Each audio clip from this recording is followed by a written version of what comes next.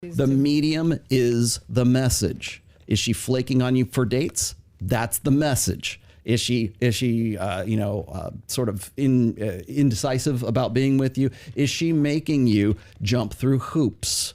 Women break rules for alpha males and they make more rules for beta males. Is she making you rules? If that's the case, then her attraction to you or interest in you is probably not what it ought to be, because women will break rules to get with a guy who is so high value, because women understand that they can't afford to miss out on that opportunity with a guy who's a high value guy. So they will tend to break rules for that guy and make rules for guys, like you're saying before here, where it's like, they'll try to cover it up with love, right? Or they'll try to cover up the lack of like being hot for that guy with other things. Guys will do exactly the same thing too. They'll try to convince themselves that she's really into it, but she's really not into it. And I said, is she making rules for you? That's number one. If you want one sort of litmus test for your dating, is she making rules for you, or is she breaking rules for you because she really wants to get with you and she has this really just hot desire for you? And then I think probably the third most common is, how do I get my wife to have sex with me again? Wow. How do I get her back? You know, most of the guys who I deal with who are older and they are married, that's their primary concern, because they think that they used to be able to have sex with her, and maybe this is true, when they were single, and then they got married and she turned the sex spigot off. Can I, from a female person, I'm not married obviously, but I speak to a lot of women also, like about marriage and the lack of sex, and I have a lot of men also messaging me asking all those 13%. So what I think is, in the beginning when you were dating your person, you were doing a lot. You were taking her on dates and you were doing this, and maybe you both were more fit or you were hotter or whatever, like everything was just more exciting. Now sex became like a chore, and guys don't, like, he's not gonna, give you a little sexy massage, and you're not gonna he's gonna come to you in bed, you're gonna be like, oh, you wanna fuck? You wanna do it? That's what men do nowadays. I got half an hour. And that's... I got to fold laundry. I got to fold laundry. So you finish up. And that's what happens in marriages now. It's not special anymore. It's like, just like you said, let's do this now so we can do the laundry later. And you're not into it. And I feel it's both sides. Is that just inevitable in every relationship? Is that like I don't think so. Oh, really? If you make it like that, yeah, then it is. But you should work on your sex life the same way you work on your day-to-day things. Speaking of sex life, I want to bring up this, and then we're going to get to the celebrity stuff. The sexual market value. We've spoken about this at length. Are you familiar with this sexual market value? But please, you've just been talking about it the whole time. Exactly. So would you break down sexual market value? So let me ask you a question first, then we'll get to Rollo. Would you say that you are at your peak sexual market value right now at age 30, 31? I think that I'm the best now that I've been before. Okay. I'm the best, whatever. The grammar is not my side. I'm the best I could be right now. You're the best version of yourself right now. Yes. What age do you want to get married by? I don't really care. I mean, marriage for me is not like, by 30, I already passed it. Like it's by 40. I would like to get married by 40, but it's by not 50. Yeah. How high of a priority is it for you right now? It's not really such a high. What about kids? What age would you like to have kids by? Do you want to have kids? I would want to have kids. I want to have kids by, I don't know, 35. Okay. I'm gonna give you a case example, and then I want to open up the sexual market value. There was a girl that I used to like just be friends with. We kind of like were dated in high school, whatever. Not dated, but like I actually kind of wanted her more than she wanted me, and it was like whatever, never happened. We went to a party. It was a 40th birthday party last year. Okay, I'm single. I had some serious relationships. I was single, making money. Life's good. She's still single, 40. The reception for the difference between us was palatable. Yo, Adam, what up? 40, single, making money, you're the man, bro. Oh, I won't say her name. Are you okay? Is everything you good? That's what happens. So that's my point. Yeah. A 40-year-old man, successful, single, no wife, no kids. You're fucking pimp, bro. Woman, 40, no wife, no husband, no kids. People look at that as being like, you okay? Yeah. Like everything, I know, you're going to be all right? You're not going to kill yourself, are you? Yeah. What are your thoughts on that? As being a beautiful, high-maintenance 31-year-old woman, I doubt you want to be that 40-year-old woman. 10 years from Yeah, now? I mean, I think that's just the society today, and I would love that to change. I just don't know when it will or what needs to happen for this to change. But I feel a lot of women, and also that's a question I get often. It's like, I like this guy, like I want to get married. I'm not sure if he's the one, but I've been with him for 7 years now, and I don't want to start over and blah, blah. And that women have this pressure when they're in their 30s or late 20s that they need to get married. And then they do get married to this guy who they've been dating for the past 3 years. And then they get married, and then they realize 3 years in they're miserable. And then they get a divorce. And then you're starting again. So instead of rushing into a marriage because your clock is ticking, there's no clock ticking besides like you can freeze your eggs, do whatever. Like you can do But whatever. there is a clock ticking, though. There's a For clock. women more than men. I don't think there's any. Okay, you guys can You agree or don't? click I all agree you want. that there is most definitely a clock ticking. So you don't think there there's is, an but you think expiration there is. date. Put it that way. Explain that. All right, so You're saying women are like milk. All right, so God, I hate that analogy. I really hate. People that have used that analogy. before. I What was the apologize. analogy? It's like wine. Expiration not. date. Yeah, we'll get to No. that. So before I launch into what I'm going to say here, let me explain we're going to have to make a distinction between sexual market value and personal worth, okay? Because women tend to conflate those two. So if I say, well, you're successful, you got a career, you went to college, you make $100,000 a year, blah blah blah. Where's my man? How come I don't have a man right now? Well, the reason is because you've turned yourself into the man that you wanted to marry. That's why. So what happens is we sort of sell women this bill of goods that they need to follow sort of this masculine alpha male life plan, and then they get to 35, 36 years old and they go, where's the guy? Where's the guy that I'm supposed to be with? Well, it's because as things track, the thing is that men and women find different things attractive in the opposite sex.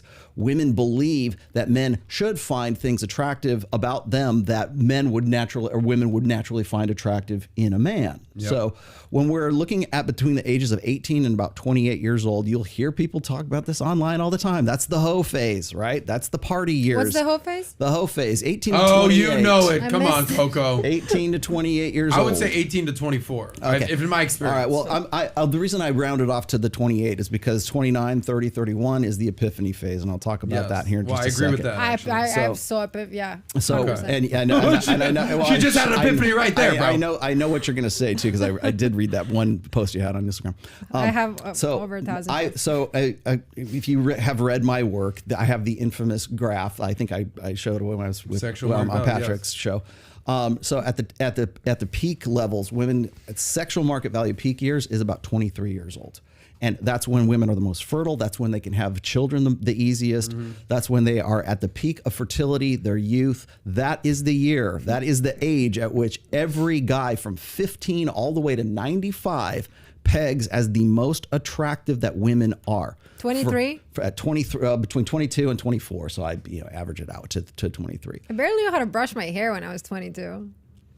Stop it. Yeah, No, I'll- I know. You know what? Honestly, when I'm looking at and I'm talking strictly physical right now. When I look at my photos, 20, 21, 23, I'm so much hotter right now. Like I just know how to dress better. I know how to do my hair. I know how to do my we makeup. should probably get like a comparison there and take a poll. Feel free.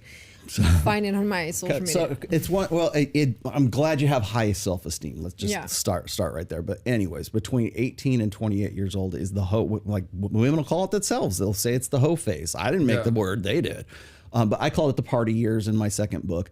And that's usually at the time where women have the most sexual capital. That's when they get the $1 million, if in sexual agency, that's when they're handed, here's $1 million check and you've got to make a good investment. Remember when we were talking about finding a guy who's a good bet for the future? The reason women get so, like Gary V's, wife that he's divorcing is so pissed off, or that this is a trophy wife, is because she's taken some of that sexual capital and she's put it into Gary.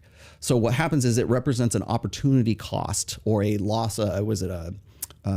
A loss of investment if he doesn't pay off, if it doesn't pay dividends when her sexual market value decays when she's in her 30s and her 40s, and now he's worth way more, because men's sexual market value tends to peak right around 35, 36, 37 years old, because that's the point at which men have the most potential. I didn't say they're all going to do this, but they made lawyer in the law firm. They made surgeon. They're whatever it is. They built themselves up to have the most of what women find most attractive in a man. The status is right around that time, and of course, and as I said before, there's success objects, whatever. He still has to look good. You still have to be in shape. I'm not going to discount the looks aspect of that. He's got to be 6 feet tall. He's got to have a V tape, or he's got to have six-pack abs. Got that, but he also has to have some kind of success. He has to have achieved something, and it takes longer for men to mature into their peak potential than it does for women.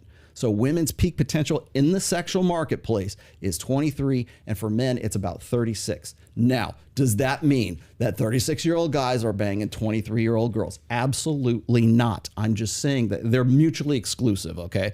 So the 23-year-old girl is at the peak of her potential. The guy who's 36, assuming he's made the most of himself and he's the best version of himself that he can be, it's probably going to happen right around 36, 37, somewhere in there, okay? Because it takes longer for him to do so, to work his way up that hierarchy, as I was saying. As this happens, the problem is that once women get down to about 30 years old and men are on their ascension to their peak, that point right there, where and I call it the peak, or the ascension, whatever it is, the peak potential for them. That you'll also notice that is exactly the year, or right around the year, that most men and women get married. When a woman is just on her declination and the guy is on his ascent when it comes to sexual market value. So the guy, and you'll see this is in the United States, it holds true anyways. The average age of first marriage in the United States for men is about 29 to 30 years old. For women, it's about 28 to 29. Right, exactly as that is happening.